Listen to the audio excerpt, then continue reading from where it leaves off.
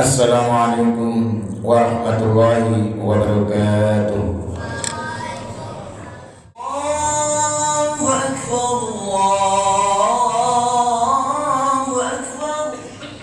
La ilaha illallah.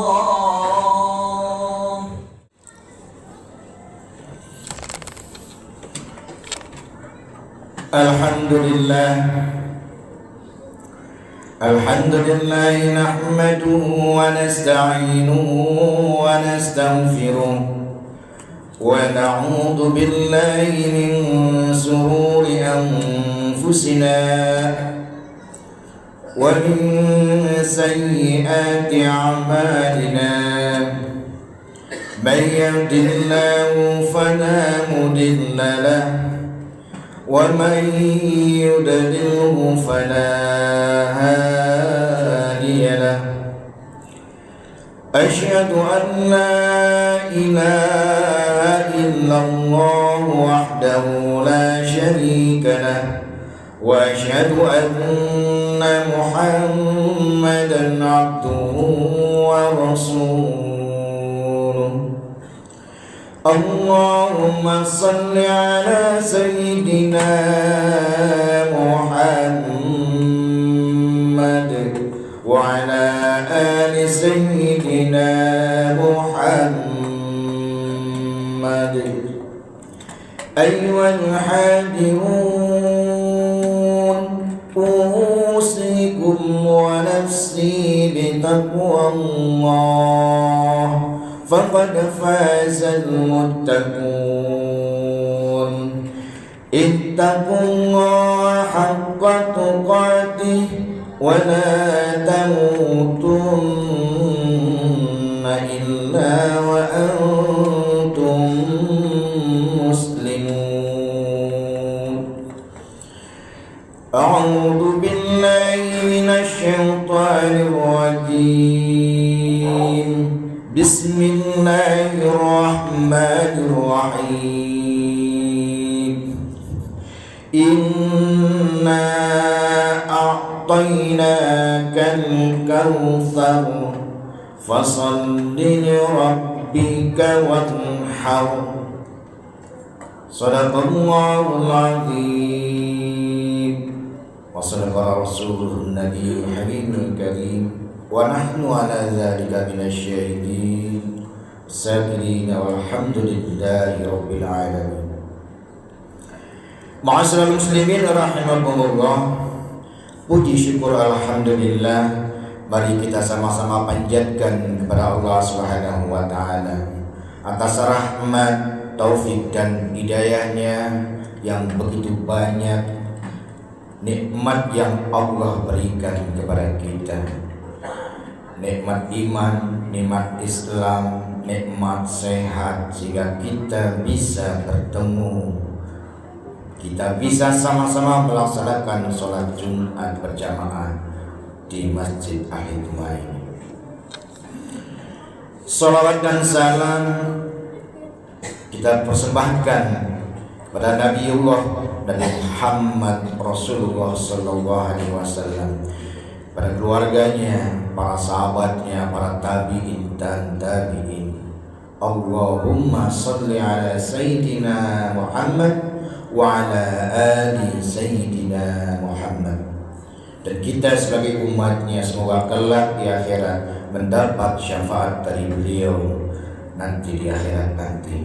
Amin ya rabbal alamin. Ma'asyiral muslimin rahimakumullah.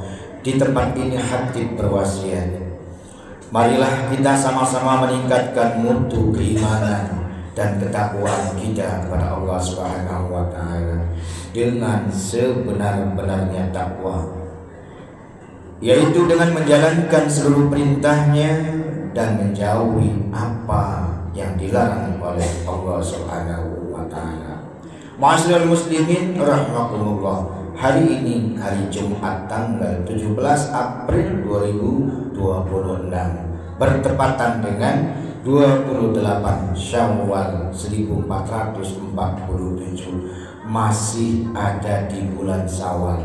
Kami khatib mengucapkan minal aidin wal faidin taqabbalallahu minna wa minkum taqabbal ya karim kullu amin wa antum bi khair.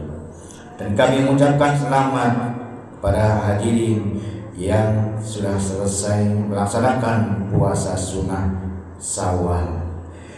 Ma'asyiral muslimin rahimakumullah, kita sudah ada di ujung bulan Syawal.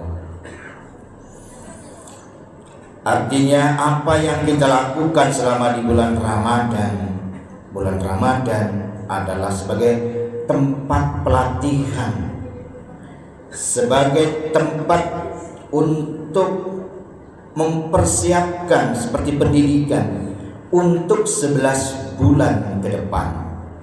Nah, selanjutnya apa yang akan kita lakukan?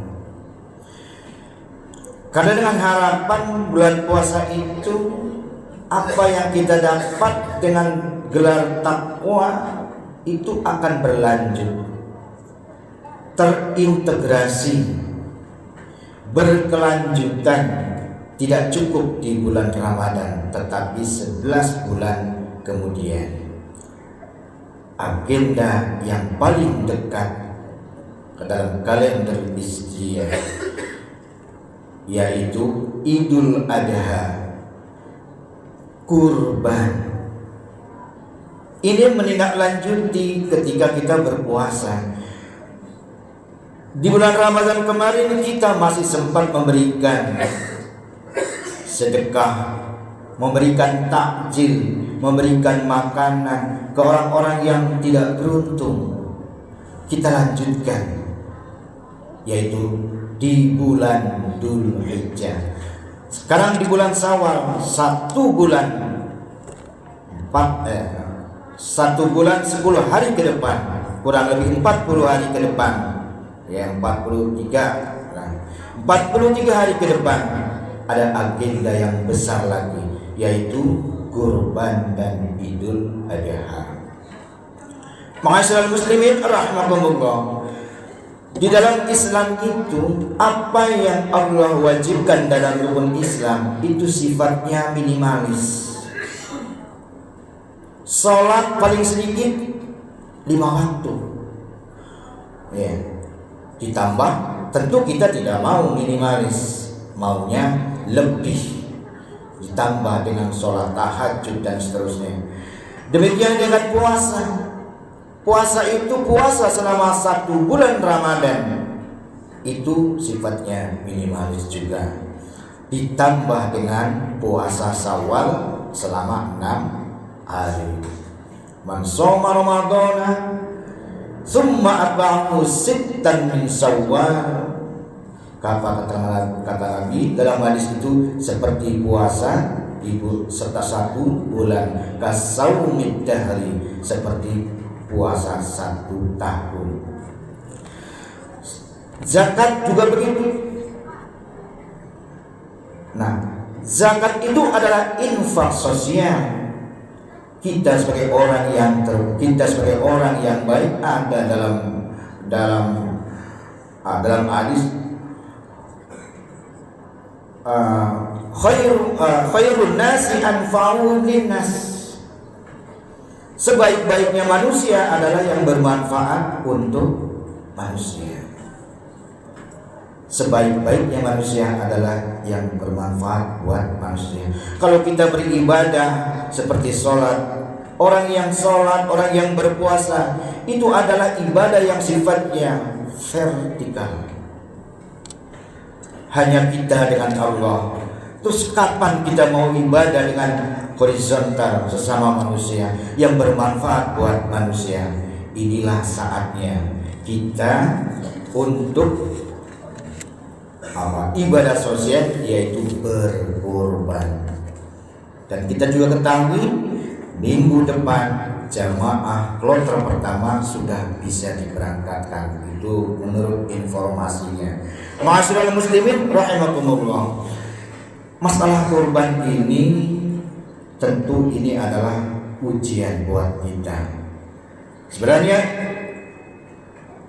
kurban ini berawal dari Nabi Ibrahim. Nabi Ibrahim dalam sejarahnya umurnya sudah tua, tapi Nabi Ibrahim belum dikaruniai anak. Ada satu keinginan Nabi Ibrahim. Nabi Ibrahim mengadu kepada Allah, ya Allah,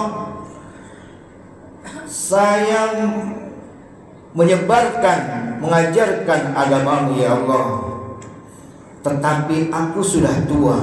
Bagaimana nanti yang akan meneruskan? Tidak ada yang meneruskan. Seandainya, kata Ibrahim, seandainya saya tidak punya keturunan. Kita sudah tahu bahwa Nabi Ibrahim puluhan tahun menikah dengan Siti Sarah, belum juga dikaruniai anak. Namun setelah Nabi Ibrahim menikah lagi dengan Siti Hajar, tidak lama kemudian Nabi Ibrahim punya anak, punya putra namanya Ismail. Kan begitu dalam sejarahnya.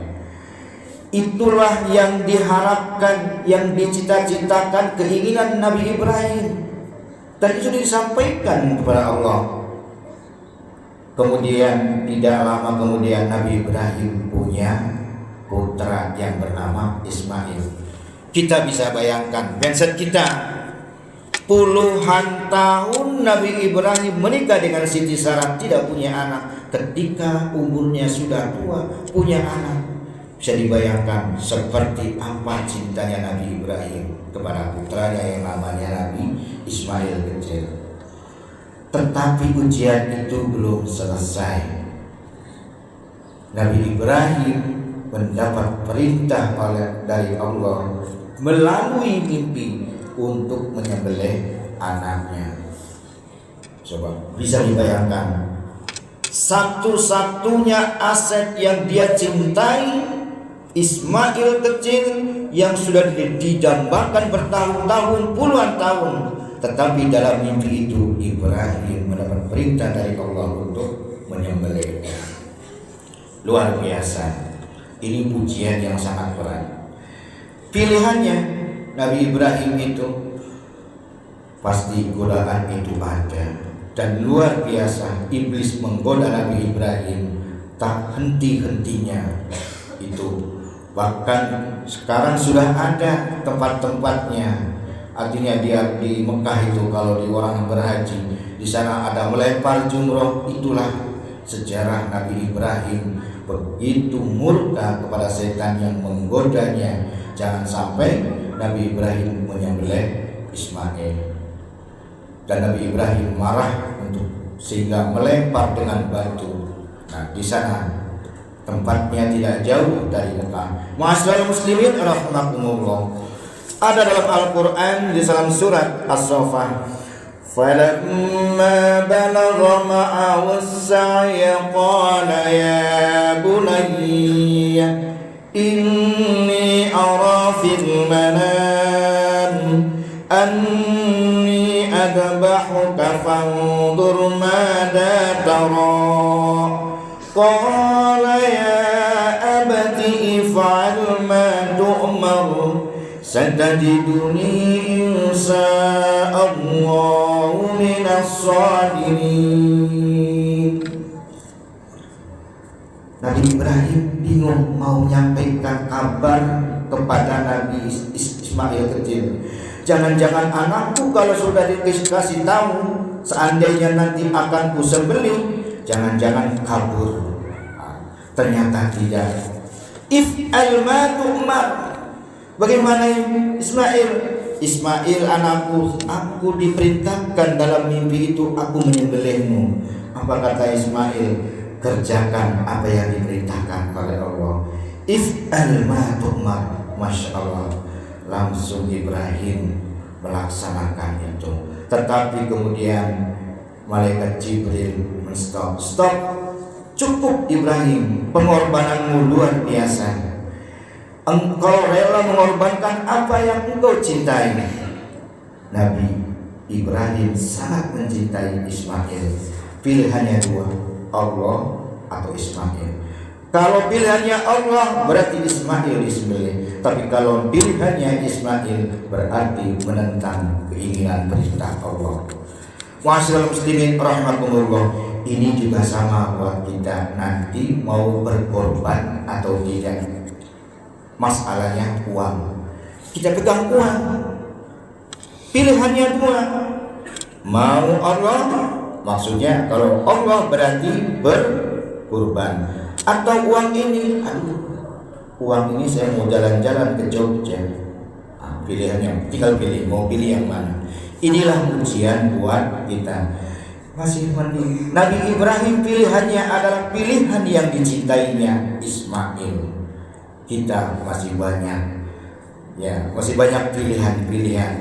Tentu cobaan itu tidak setara kalau kita bandingkan dengan Nabi Ibrahim. Ma'asyiral muslimin rahimakumullah. Ayo kita ibadah sosial, kita galang. Apalagi di masjid ini sudah ada panitianya. Yang mau berkorban silahkan menghubungi panitia. Ada dalam hadis yang dari Imam Ahmad, man kana lahu sa'atun wa lam yudhi fala yaqrabanna musallana. Barang siapa memiliki kemampuan tetapi tidak mau berkorban, apa? Fala yaqrabanna musallana. Jangan coba-coba mendekati musola. Ini artinya kurban itu mendekati wajib. Jadi ini adalah ibadah sosial. Nanti masyarakat kita akan mengamati Pak Haji itu korbannya di mana. Orang yang kaya itu akan ditanya oleh masyarakat, ya.